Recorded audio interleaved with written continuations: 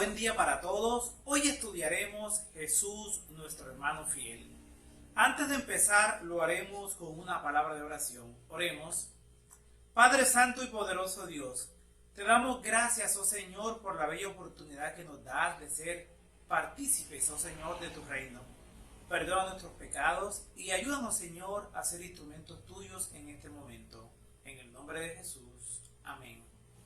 El versículo de memoria lo encontramos en Hebreos, capítulo 2, versículo 14. Dice la palabra de Dios: así que por cuanto los hijos participaron de carne y sangre, él también participó de lo mismo, para destruir por medio de la muerte al que tenía el imperio de la muerte, esto es, al diablo, y es palabra de Dios. Gracias a Dios y a la carta a los hebreos, tenemos acceso al trono de la majestad. Jesús es el Hijo de Dios, el gobernante de los ángeles, el resplandor de la gloria de Dios. Ahora en Hebreos capítulo 2 encontramos que Jesús es el Hijo del hombre, que fue hecho inferior a los ángeles, se hizo hombre con toda su fragilidad y tomó la naturaleza humana para llegar a la muerte. Cuando Jesús se refiere a los hijos de los seres humanos, dice que son sus hermanos. También como hijo manifiesta su fidelidad al Padre. Jesús también es el sumo sacerdote humano. Jesús es misericordioso y fiel. Jesús es el guardián de sus hermanos. Jesús, como nuestro hermano mayor, tiene cuidado de sus hermanos menores. Eso convierte a Jesús en nuestro tutor, nuestro guardián, nuestro protector. Cuando Cristo vino a la tierra, llegó como nuestro representante, mostrando que si se mantenía unido al Padre, podía ser obediente. Jesús, como nuestro hermano mayor, le sirvió a todos y ministró a todos, descifrando a Jesús el hermano como redentor. Leamos Levítico, capítulo 25, versículo 25 y 47. Dice la palabra de Dios: cuando tu hermano empobreciere y vendiere algo de su posesión, entonces su pariente más próximo vendrá y rescatará lo que su hermano hubiere vendido. Si el forastero o el extranjero que está contigo se enriqueciere, y tu hermano que está junto a él empobreciere, y se vendiere al forastero o extranjero que está contigo, o alguno de la familia del extranjero, después que se hubiere vendido, podrá ser rescatado. Uno de sus hermanos lo rescatará. En la ley de Moisés se habla acerca de las personas pobres, que vendían sus propiedades porque habían caído en la miseria y en la derrota de los recursos económicos. O incluso ellos mismos como esclavos se podían vender. La podían rescatar a los 50 años en el año de jubileo. Era un año sabático donde se perdonaban las deudas. Se reclamaba lo vendido y eran liberados los esclavos. Pero ¿quién tenía suficiente paciencia para esperar 50 años? Entonces la misma ley estipulaba que un pariente cercano lo podía liberar. Leamos Hebreos capítulo 2, versículo 14 y 15. Dice la palabra de Dios: así que por cuanto los hijos participaron de carne y sangre, él también participó de lo mismo, para destruir por medio de la muerte al que tenía el imperio de la muerte, esto es, al diablo, y librar a todos los que por el temor de la muerte estaban durante toda la vida sujetos a servidumbre. Éramos esclavos del diablo, éramos esclavos del pecado, pero Jesús es nuestro Redentor. Todo por el pecado de Adán caímos en las garras de Satanás. Al caer en pecado merecemos la muerte. Estábamos en apuros, pero llegó Jesús y adoptó nuestra naturaleza humana y se hizo carne y hueso. Jesús se convirtió en nuestro pariente más cercano y nos redimió. Jesús no se avergüenza de llamarnos hermanos, a pesar de ser uno con Dios. Jesús nos acogió como parte de su familia. Jesús trabajó por nosotros. Leamos Hebreos, capítulo 11, versículo 24 al 26. Dice la palabra de Dios: por la fe de Moisés, hecho ya grande, rehusó llamarse hijo de la hija de Faraón, escogiendo antes ser maltratado con el pueblo de Dios que gozar de los deleites temporales del pecado, teniendo por mayores riquezas el vituperio de Cristo que los tesoros de los egipcios, porque tenía puesta la mirada en el galardón. Jesús negó llamarse hijo de una pagana, rehusó pertenecer al reino más poderoso. Ese imperio le había dado formación militar, formación civil, y llegó a ser grande en Egipto.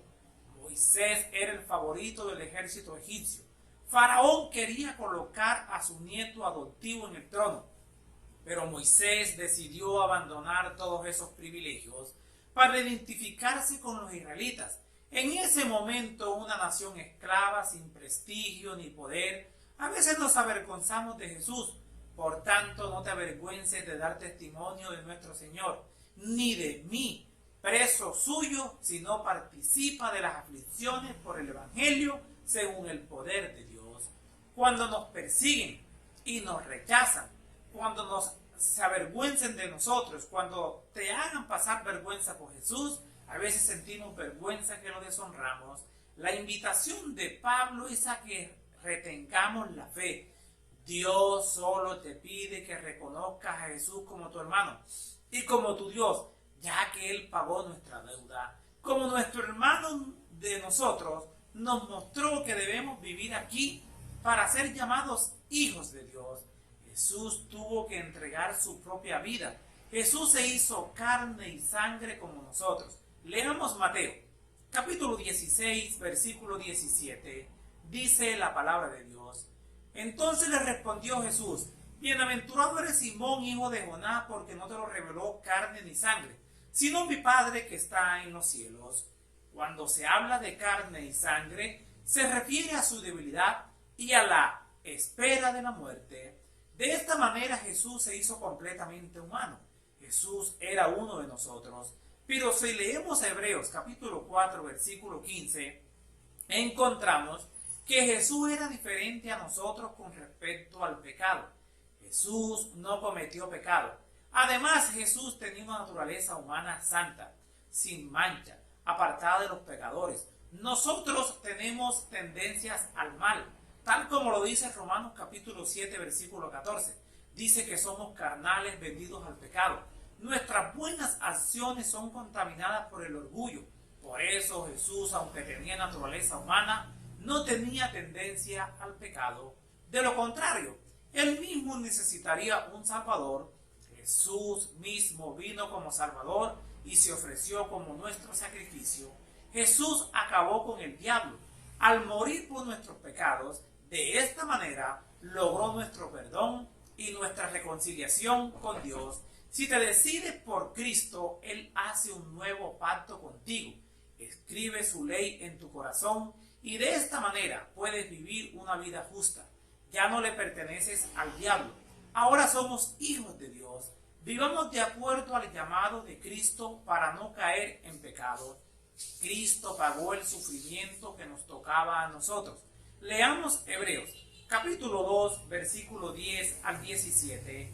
Dice la palabra de Dios: porque convenía a aquel por cuya causa son todas las cosas y por quien todas las cosas subsisten, que habiendo de llevar muchos hijos a la gloria, perfeccionase por aflicciones al autor de la salvación de ellos, por cual debía ser en todo semejante a sus hermanos, para venir a ser misericordioso y fiel sumo sacerdote en lo que a Dios se refiere, para expiar los pecados del pueblo. Pues en cuanto Él mismo padeció siendo tentado, es poderoso para socorrer a los que son tentados. Jesús pasó por grandes aflicciones, fue perfeccionado por medio del sufrimiento para ser equipado para nuestra salvación. Jesús murió en la cruz como sacrificio para que el Padre tuviera los medios legales para salvarnos. Jesús fue una ofrenda única y perfecta en favor de nuestra salvación. Jesús nos salvó gracias a su sacrificio. Jesús aprendió la obediencia a través de los sufrimientos. La obediencia hizo que su sacrificio fuera aceptable. El sufrimiento de Jesús nos ayuda a nosotros como ejemplo. Jesús se convirtió en el obediente Hijo del Hombre. Los sufrimientos de Cristo revelaron que era un sumo sacerdote misericordioso y fiel, aunque los sufrimientos no hicieron que Jesús fuera más misericordioso. Al contrario, como Jesús era misericordioso, se entregó a sí mismo por nosotros. Jesús sufrió por nosotros, porque verdaderamente nos ama. Jesús es nuestro modelo. Jesús vivió entre nosotros para ser nuestro ejemplo. Solo Jesús podía mostrar cómo vivir de manera correcta ante Dios. Leamos Hebreos, capítulo 12, versículo 1 y 2. Dice la palabra de Dios: por tanto, nosotros también, teniendo en derredor nuestro tan gran número de testigos, despojémonos de todo peso y del pecado que nos asedia, y corramos con paciencia la carrera que tenemos por delante, puesto los ojos en Jesús, el autor y consumador de la fe, el cual por el gozo puesto delante de él, sufrió la cruz, menospreciando el oprobio, y se sentó a la diestra del trono de Dios. En Hebreos capítulo 11 vamos a encontrar una cantidad de personajes como ejemplo de fe. Jesús es el autor y consumador de la fe. Jesús es el pionero de la carrera en el sentido que Él corre delante de los creyentes. Jesús es nuestro perfeccionador. La fe de Jesús es más pura. Jesús corre nuestra carrera con éxito. Jesús nos enseña a cómo vivir por fe. Toda la confianza de Jesús está en Dios. Así debe estar nuestra confianza solo en Dios. Jesús confió en Dios, en la promesa de que pondría a sus enemigos debajo de sus pies. Dios nos ha hecho la misma promesa a nosotros. Debemos creerle, tal como lo hizo Jesús. Para que tu confianza crezca, debemos aprender a tomar decisiones diarias para Dios. Así que si quieres estar con Jesús en la patria celestial, aprende a confiar en sus promesas. Les habló Flavio Martínez. Que la paz de Dios les acompañe en este día.